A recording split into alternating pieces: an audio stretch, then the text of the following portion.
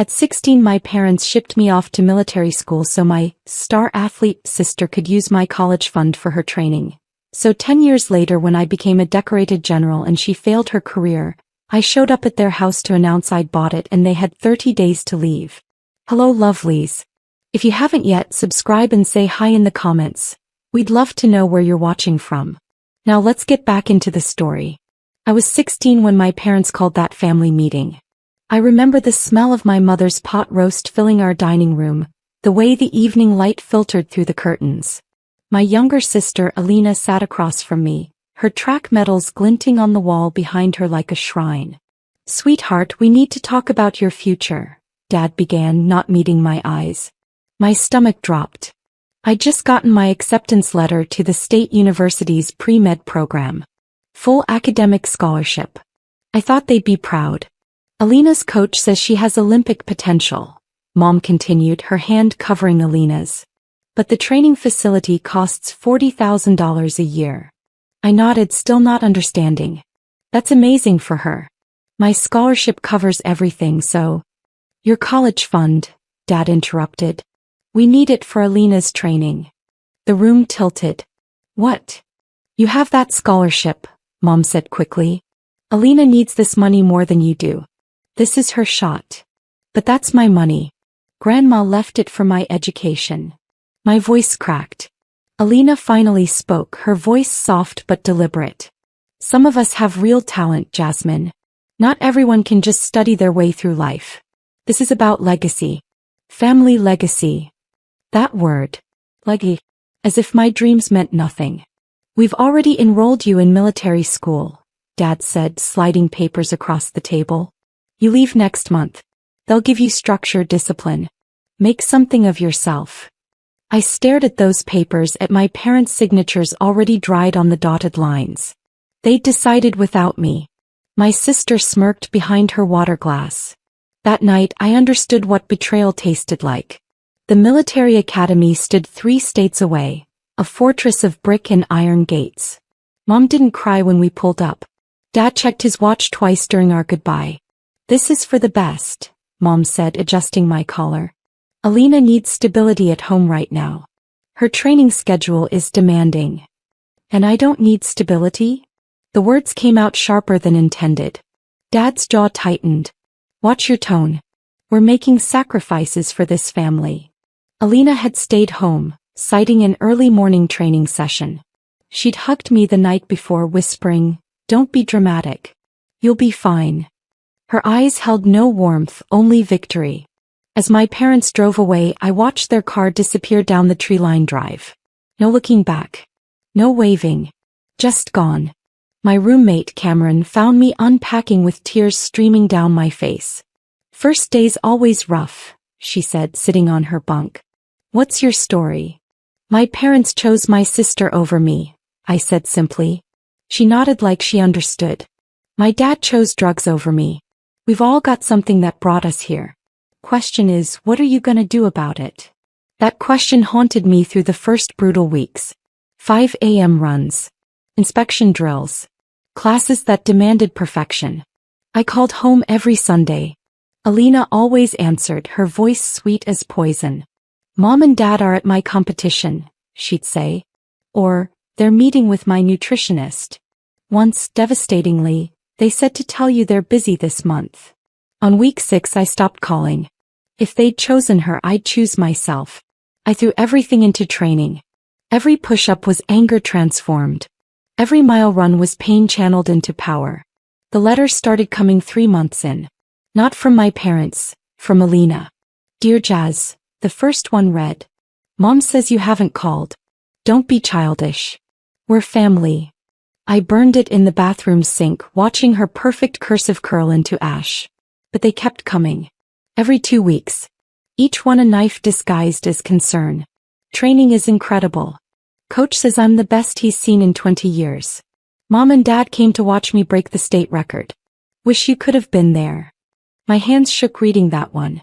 They'd never missed my academic competitions. Never once.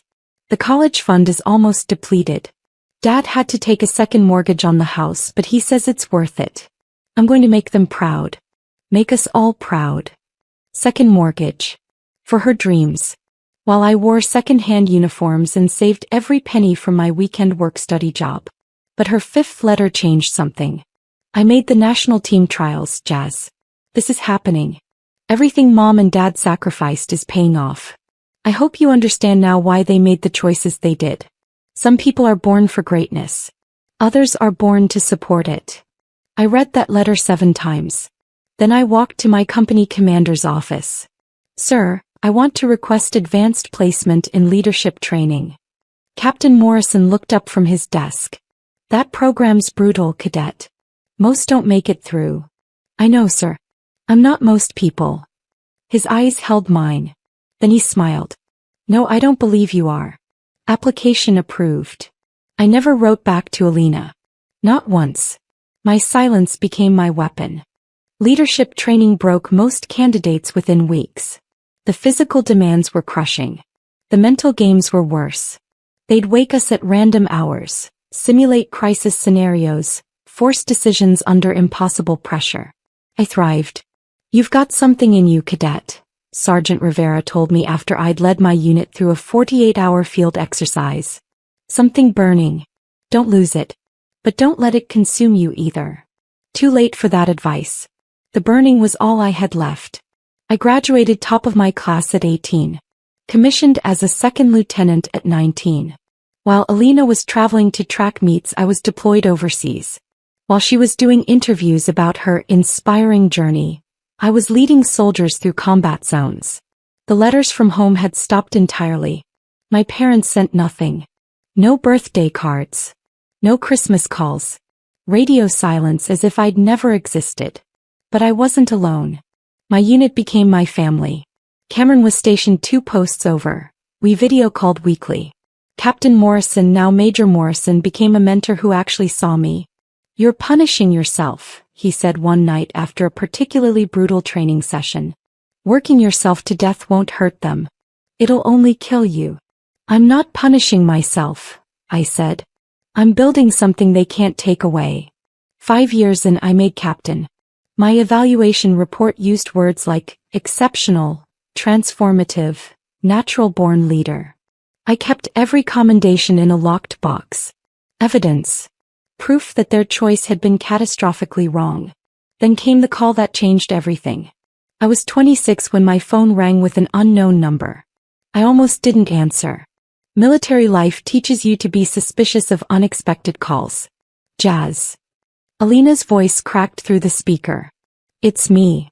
7 years of silence shattered in 2 words. My hand tightened around the phone. What do you want? I'm calling from the hospital. He was crying. Alina never cried. I tore my ACL. Completely. The doctors say my career is over. I should have felt satisfaction. Victory. Instead I felt nothing. Just emptiness where anger used to live. I'm sorry, I said, meaning it. That's devastating. Mom and Dad are here. They're... She sobbed harder. Everything they sacrificed. All that money. For nothing. I failed them. You didn't fail, I heard myself say. Injuries happen. It's not your fault. Just they want to talk to you. They've been asking about you, wanting to reconnect. No. The word came out sharp and final. I need to go. I hung up before she could respond. Before they could get on the line and pretend the last 7 years hadn't happened. Before they could explain away the abandonment with words like misunderstanding or difficult choices. Major Morrison found me on the training grounds at midnight, running until my lungs burned. Got a call from your family? He asked, falling into step beside me. How did you? That look on your face. I've seen it before. Ghosts coming back to haunt. He was quiet for a moment. What are you going to do? Nothing, I said. Absolutely nothing. But the universe had other plans. 3 months after Alina's call, I received orders to Washington. A promotion ceremony. They were making me a brigadier general at 26, the youngest in my division's history. The night before the ceremony, I stood in my dress uniform, staring at my reflection. 1 star on my shoulder. A chest full of medals. Ribbons telling stories of valor my family knew nothing about. My phone buzzed. A text from an unknown number. Lena. I saw the news article about your promotion. Congratulations. Mom and Dad saw it too. They're really proud. I typed and deleted 3 responses before settling on, they had 7 years to be proud. Her reply came immediately. Please. They made mistakes. We all did. But your family. This achievement should be celebrated with family. I'll be surrounded by family, I wrote back. My unit. The soldiers who actually showed up for me. The ceremony was beautiful. Major Morrison pinned my star. Cameron flew in to attend. My commander gave a speech about dedication and sacrifice that had nothing to do with athletic dreams or stolen college funds. Afterwards, at the reception, my phone wouldn't stop buzzing. Messages from numbers I'd deleted years ago but somehow still recognized. Dad, we saw the ceremony online. So proud of you, sweetheart. Mom, call us when you can. We miss you terribly. Alina, please don't shut us out. We need you. I blocked them all. Every single number. If they needed me now when I was decorated and successful, they could keep needing. I'd needed them at 16. That night, I made a decision that would change everything. I hired a private investigator. The decision felt both petty and necessary. I needed to know what had happened to them, to the family that had discarded me like yesterday's trash. The report arrived 2 weeks later. 47 pages of financial records, photographs, and documentation that made my stomach turn. The house, my childhood home, was in foreclosure. Dad had taken out 3 mortgages total, not just one. All for Alina's training. When she got injured and the sponsorships evaporated, the debt remained. Crushing, suffocating debt. Alina was working retail at a sporting goods store. The irony was almost poetic. Surrounded by equipment she could no longer use, dreams she could no longer chase. Mom had sold her jewelry.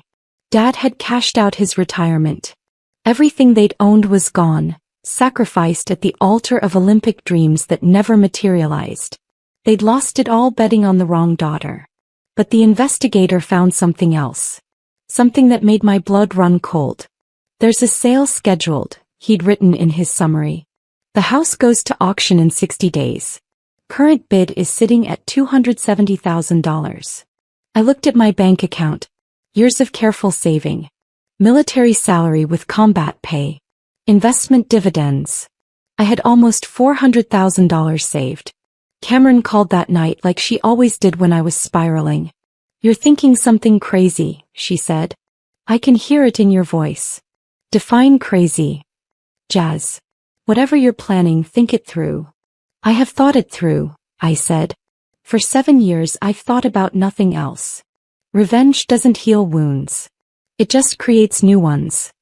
This isn't revenge, I said quietly. This is justice. The auction was online. Anonymous bidding.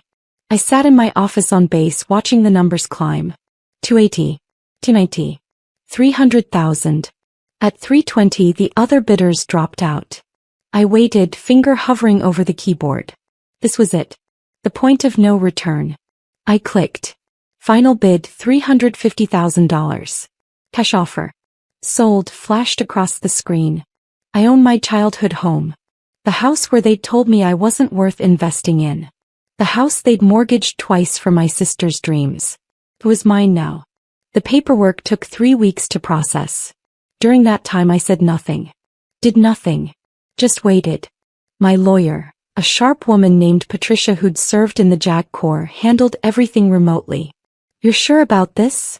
She asked during our final call. Once we serve the eviction notice, there's no going back. I'm sure. 30 days is the legal minimum. It's also brutal. They gave me 4 weeks notice before military school, I said. I'm being generous. She was quiet for a moment. Your family has no idea you're behind this? None. This is going to destroy them. They destroyed me first, I said. I'm just returning the favor. The closing happened on a Tuesday. I took leave from the base, flew back to my home state for the first time in 10 years. The city looked smaller than I remembered. The streets narrower.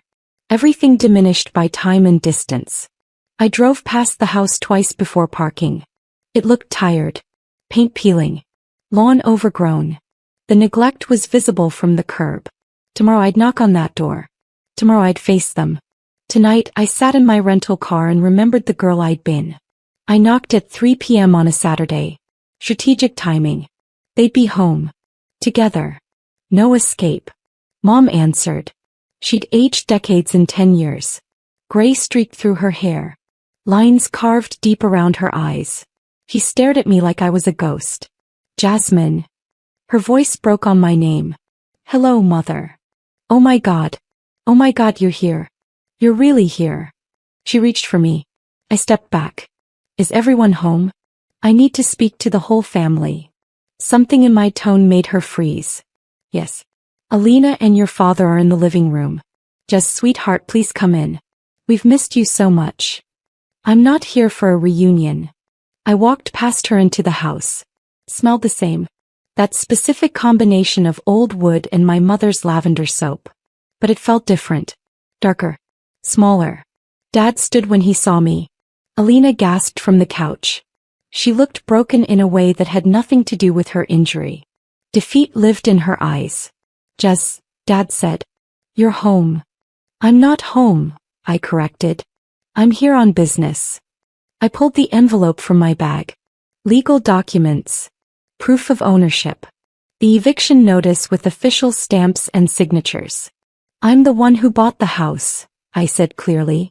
I'm your new landlord. And I'm here to inform you that you have 30 days to vacate the premises. The silence was deafening. Mom's hand flew to her mouth. Dad's face went gray. Alina just stared. That's not funny, Dad finally said. It's not a joke. I laid the papers on the coffee table. Everything's legal and binding. You have 30 days. You can't do this, Mom whispered. We're your family. You stopped being my family 10 years ago. Jess, please. Mom's voice cracked. Let us explain. We made mistakes, terrible mistakes, but we were trying to do what was best. Best for who? The words erupted from somewhere deep and raw. Best for Alina? Because it sure as hell wasn't best for me. Dad stepped forward. We thought you were stronger. More independent. Alina needed more support, more guidance. She needed $40,000 a year and my entire future. I cut him off. Don't dress it up as parenting. You chose her. You threw me away. That's not fair. Alina spoke for the first time. She looked small, diminished. Nothing like the confident athlete from my memories. They sacrificed everything for me. I didn't ask them to take your fund.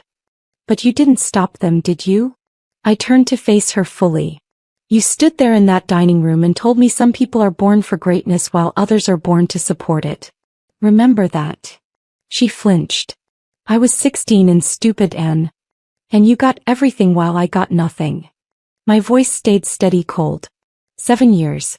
Not one birthday card. Not one phone call. Not one moment where any of you wondered if I was alive or dead. We wanted to call, Mom sobbed. We did. But we thought you needed space. You seemed so angry. I was a child. The words echoed off the walls. I was 16 years old and you abandoned me. You don't get to rewrite history now that your investment failed. The cruelty of that last sentence landed like a physical blow. Alina made a wounded sound. Mom pressed her face into her hands. Dad's voice came out broken. What do you want from us? Nothing, I said. Absolutely nothing. That's the point. You want revenge, Alina said suddenly, standing up. Her voice gained strength. Fine. We deserve it. We failed you. We chose wrong. Is that what you want to hear? I don't want anything from you. Yes, you do. She limped toward me, the ACL injury still affecting her gait. You want us to hurt like you hurt. You want us to know what it feels like to lose everything. Alina, stop, Dad warned. No. Her eyes blazed with something like the old fire. She deserves the truth. All of it. Mom made a strangled sound. Alina, please. They wanted to call, Alina said to me. Every single day for the first year. Mom cried herself to sleep. Dad drank himself stupid. They were drowning in guilt. Then why didn't they? I demanded. Because I told them not to. Her voice dropped to a whisper. I told them you were better off without us. That you'd moved on. That calling would just hurt you more. The air left the room. What? I was jealous, she continued, tears streaming. You were always smarter, more focused, more determined. Everything came easy to you. Grades, awards, respect. I had to work 3 times as hard just to be seen. When they finally chose me, I didn't want to share that. So I kept them away from you. Alina, God, Mom breathed. I told them you'd asked for space. That you'd called me privately and said you needed time. I showed them fake texts I'd created. I convinced them that reaching out would damage you further. Her voice broke completely. I sabotaged every attempt they made to contact you because I didn't want to lose their attention again. I couldn't breathe. Couldn't think. I'm not innocent in this, she finished. None of us are. But Jazz, they did want you. I just made sure they couldn't have you. Dad collapsed into his chair. Is that true? Alina, is that true? All of it, she whispered. Every word. Mom's face had gone white. You told us she hated us. That she'd said we were dead to her. You showed us messages. I faked them. I'm sorry. I'm so sorry. Alina turned back to me. I destroyed our family because I was selfish and scared and 16 years old. And I've lived with that guilt every single day since. I stood frozen, my entire worldview cracking apart. 10 years of anger. 10 years of imagined scenarios where my parents deliberately abandoned me. And it was all built on lies fed by a jealous teenager. But they'd still made the choice. They'd still taken my college fund. They'd still shipped me away. It doesn't change what they did, I said finally. You didn't force Dad to drain my college fund. You didn't force them to mortgage the house 3 times. You didn't force them to choose your dreams over my education. No, Dad said quietly. We did that ourselves. Alina just made it easier to live with. He stood, walked to the window. His shoulders shook. We told ourselves you'd be fine. That you were tough enough to handle military school. That the scholarship meant you didn't need the money as much. Every excuse in the book to justify stealing from our own daughter. You destroyed my childhood, I said. Both of you. All 3 of you. Yes, Mom agreed. We did. And we've lost everything because of it. The house, our savings, our retirement, our family. We're getting exactly what we deserve. I looked at them. Really looked. 3 broken people who'd made catastrophic choices based on fear and jealousy and misguided priorities. They'd lost everything. They were losing their home. They had nothing left. I had one. Completely and totally. So why did I feel so empty? I left without saying anything else. Drove to my hotel.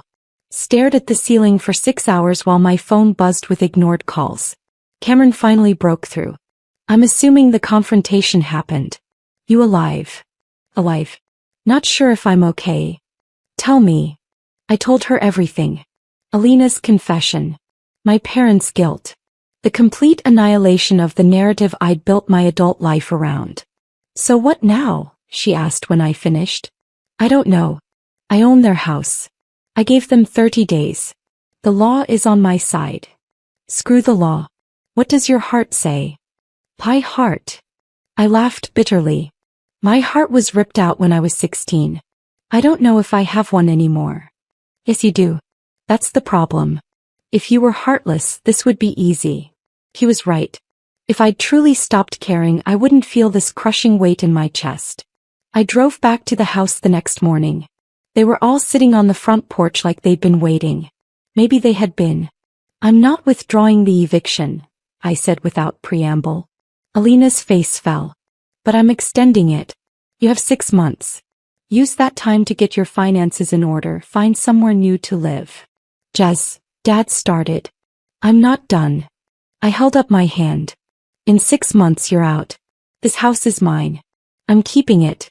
But I'm not throwing you into the street tomorrow. That's more than you gave me. Thank you, Mom whispered. Thank you so much. Don't thank me. I'm not doing this for you. I'm doing it because I'm better than you raised me to be. I turned to leave, then stopped. And for the record, the military didn't make something of me. I made something of myself despite everything you did to prevent it. Remember that when you're packing. I drove away from that house for the second time in my life. This time I wasn't a scared 16-year-old girl. I was a decorated general who'd fought for every inch of her success. I'd won. But winning felt a lot like losing. 6 months later I received a letter. Not from Alina this time.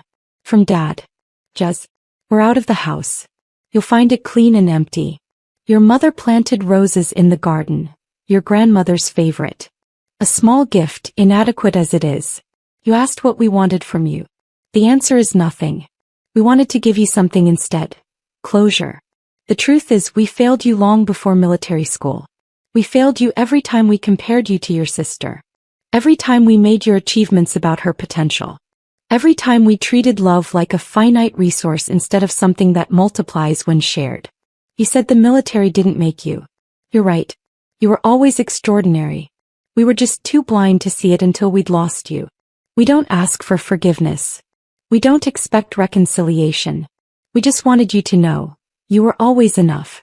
You were always more than enough. The failure was ours, not yours. We'll carry that knowledge to our graves. Dad. I read that letter 17 times. Then I locked it in the box with my commendations. Evidence. Proof that I'd survived. That I'd thrived. That their choices hadn't broken me. I kept the house. Turned it into transitional housing for veterans struggling with homelessness. Every soldier who walked through those doors would find support, resources, and belief. Everything I'd needed at 16. Everything my family couldn't give. The irony wasn't lost on me. The house they'd sacrificed everything for, the house they'd lost, was now saving people they'd never meet. It had become something better than a family home. It had become hope. I never spoke to my parents again. Never returned Alina's calls. I'd given them 6 months of mercy. That was all they'd get. Some wounds don't heal. Some betrayals can't be forgiven. And some families are better left behind. I built a new family. My soldiers. My unit. The people who showed up when it mattered. Cameron stood beside me at my wedding 2 years later. Major Morrison walked me down the aisle. My chosen family filled every seat. My blood family wasn't invited. They'd made their choice 10 years ago. I just made mine. If you've been through family betrayal, if you've been the child who wasn't chosen, if you've had to build yourself from nothing, your pain is valid. Your anger is justified. And your success is the greatest revenge. Drop a comment if this story resonated with you. Subscribe if you want more real stories about overcoming toxic families and finding strength in the darkest moments. Sometimes the family you choose is the only family that matters. You were always enough. They just couldn't see it.